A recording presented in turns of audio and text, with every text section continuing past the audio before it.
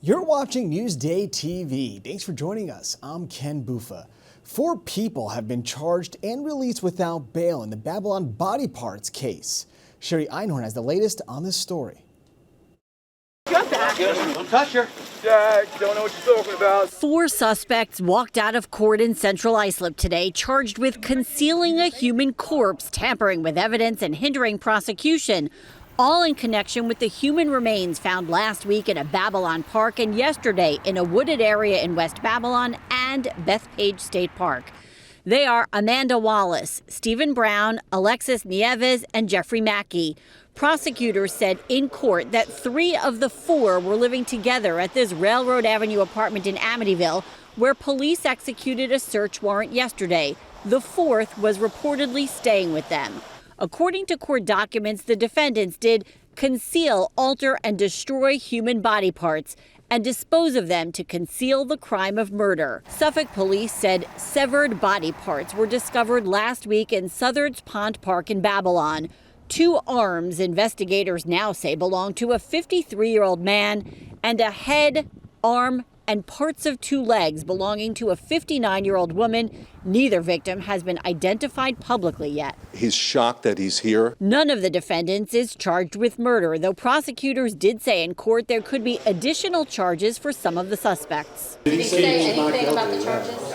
That he didn't have anything to do with this and certainly didn't kill anybody. We still don't know what the relationship was between the suspects and the victims, or what may have been the motive. We maintain our innocence. We look forward to receiving discovery and whatever evidence they have, and we plan on fighting it vigorously. Prosecutors said some of the evidence includes meat cleavers, butcher knives, and significant blood evidence. All 4 of the defendants were given supervised release with GPS ankle monitoring, forced to surrender their passports, and told they're not allowed to leave Suffolk County.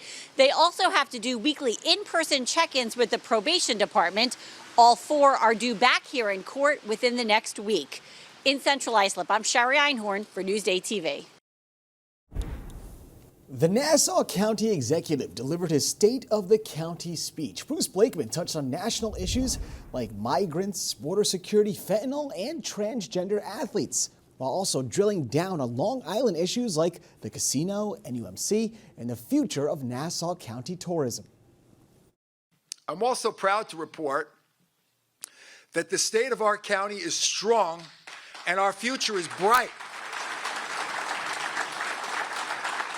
This year is the 125th anniversary of Nassau County, and we have so much to celebrate.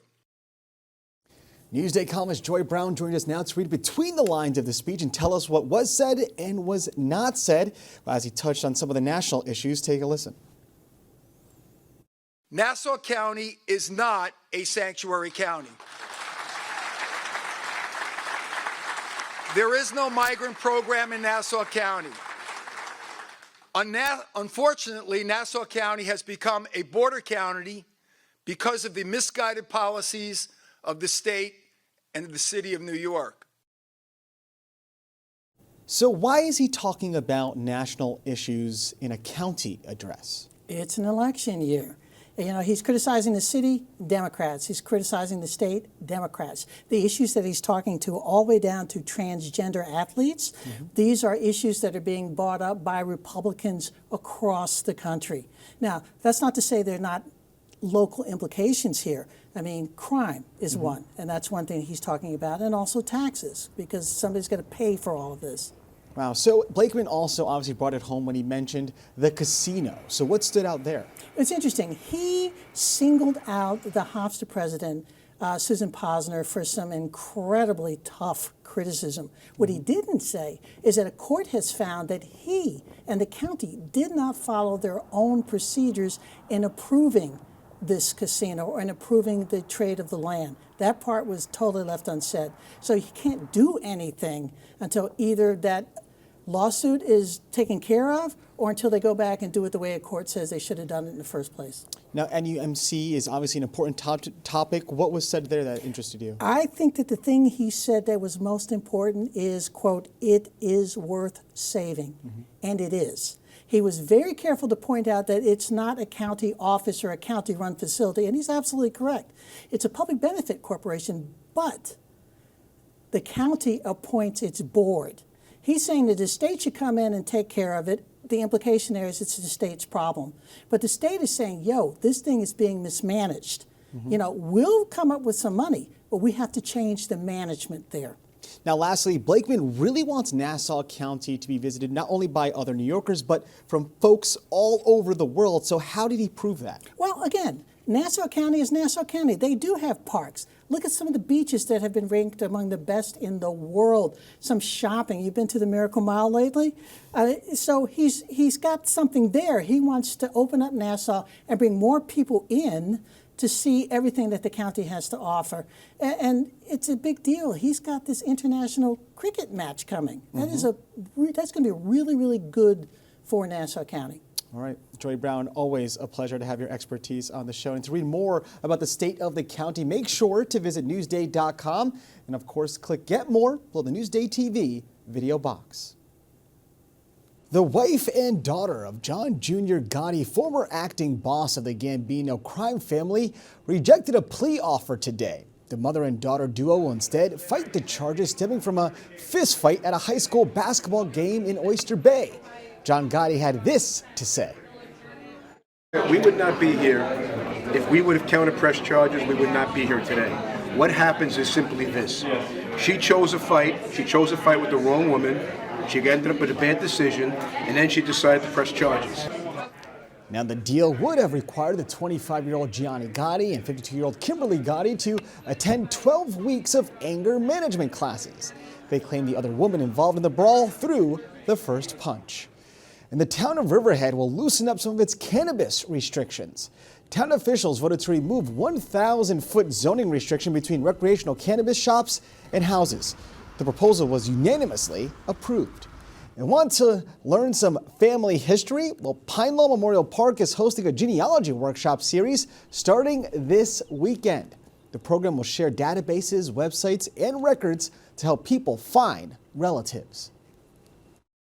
Get in the game with Newsday. The best team of sports reporters and columnists bring you in-depth analysis, behind-the-scenes stories, and news from inside the locker room. Get in the game when you subscribe to Newsday, your destination for total sports coverage at newsday.com/sports. 4 Lehigh basketball players are headed to the McDonald's All-American game. Carissa Kelman was there when they got their jerseys.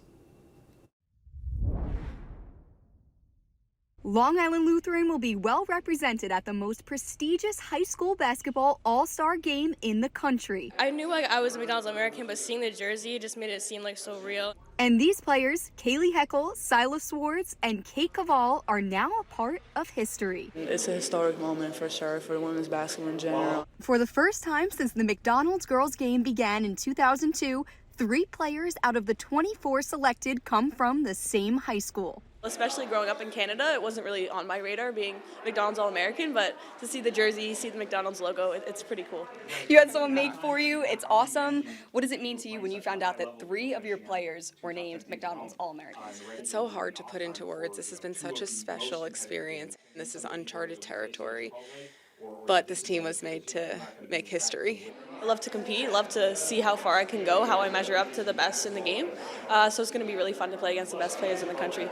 Trying to show how good high school girls basketball is now and just putting it out there for all the younger girls to watch is an awesome feeling. Lehigh will also send its first player for the boys' game since 1996 in VJ Edgecombe. It didn't feel real, to be honest. But I mean, knowing that I dream of this day, dream of this moment from when I was a kid, made me as a lot. In Brookville, Carissa Kelman, Newsday TV. And believe it or not, but fountain pens are making a comeback. Steve Langford has a story you'll see only in Newsday.